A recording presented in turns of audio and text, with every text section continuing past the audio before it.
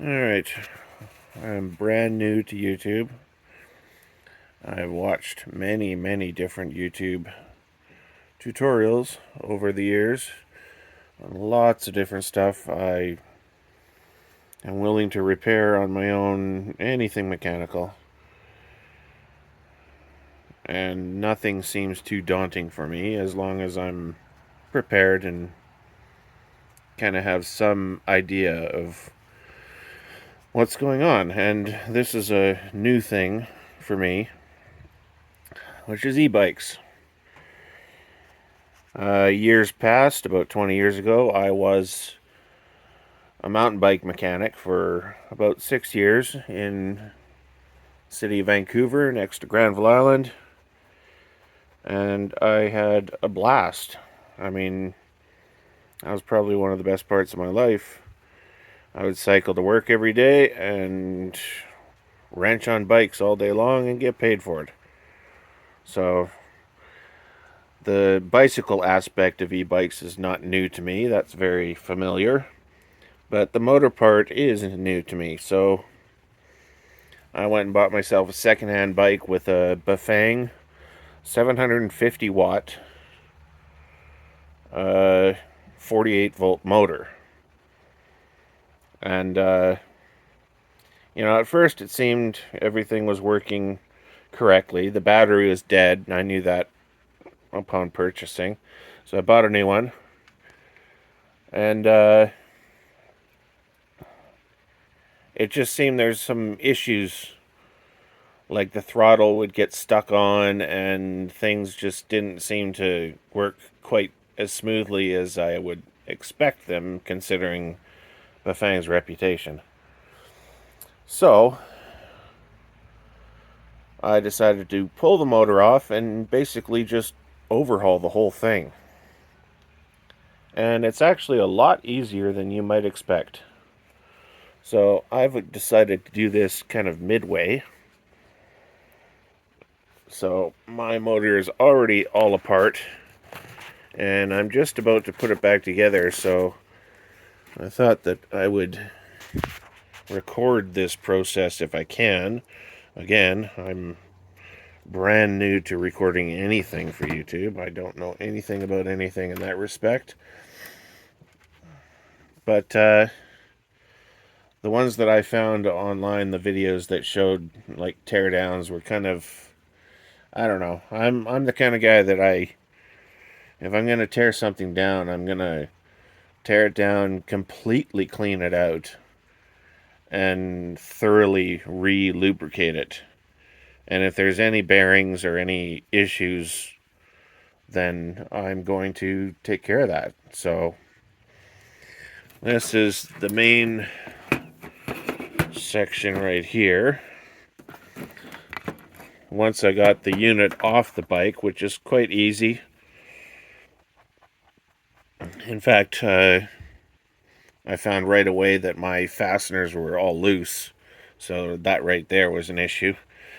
So it was easy for me to take the unit off the bike. And this was the first part that I took apart, which is the controller. Right here, you've got your 3 phase wires. And then you've got another set of wires that clips into your motor right here on the other side.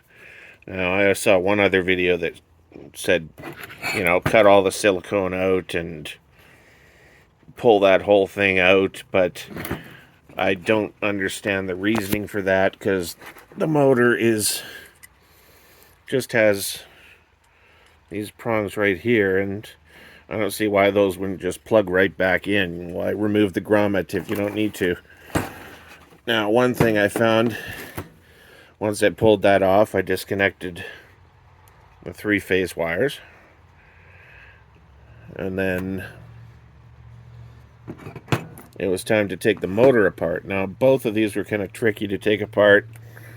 The gasket was kind of glued in place, which is great, waterproof.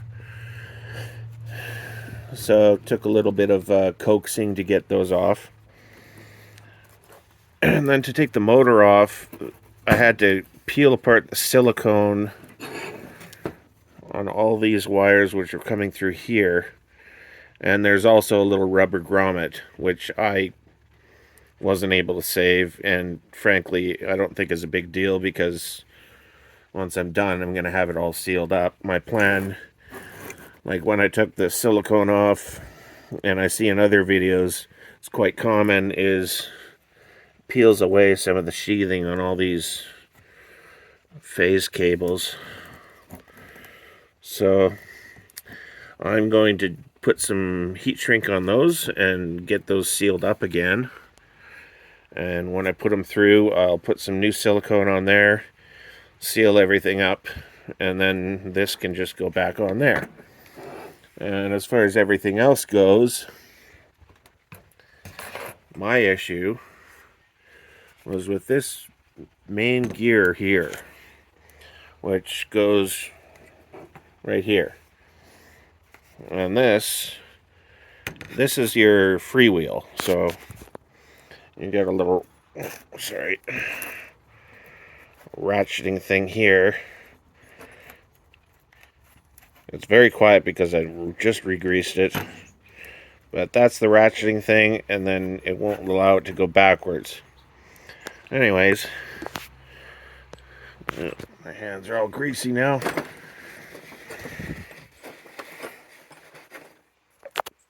So this part goes like that.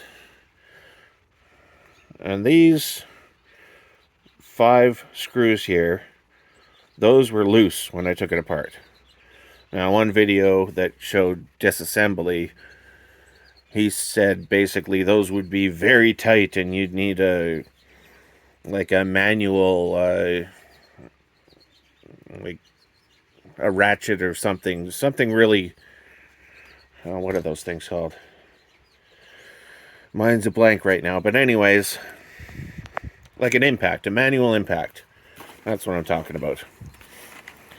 And he said those are really tight screws. I got mine apart, and those were all completely loose. And according to one forum post that I read, that is the cause for having your throttle or your pedal assist stuck going without, turning off on its own. So that made a lot of sense when I pulled everything apart. And luckily I just bought a new parts washer, so I got to test that out with this whole thing. And that parts washer worked great, cleaned everything up beautifully. So I am just in the process of putting this back together. This is going to go like this. And then like that. But in the meantime, I'm going to regrease everything that I can. And yeah, I guess this isn't going to be a very hands-on video because I don't even have a tripod or anything to hold my phone. I'm just recording on my phone.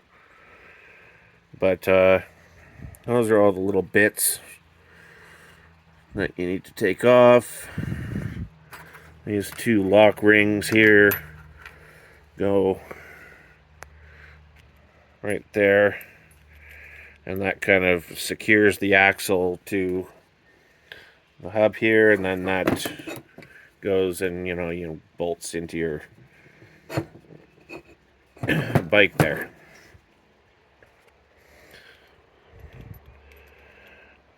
And there's a few C-clips here and there, so you'll need a C-clip separator for sure if you're going to do this.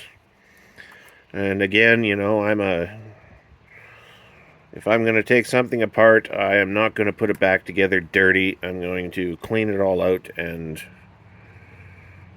make sure all the pieces are working as they should, re-lube and put it back together. At least that way I know for myself that it is the way it should be. So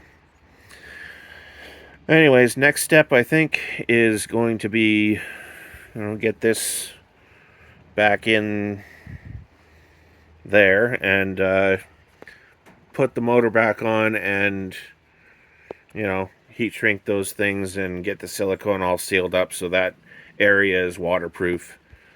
And yeah, I guess I will get back to you because, again, I have no tripod. So, anyways, I hope some of this is of use to somebody out there. And yeah, I'll record another video with the completion or near completion. Anyways, thanks.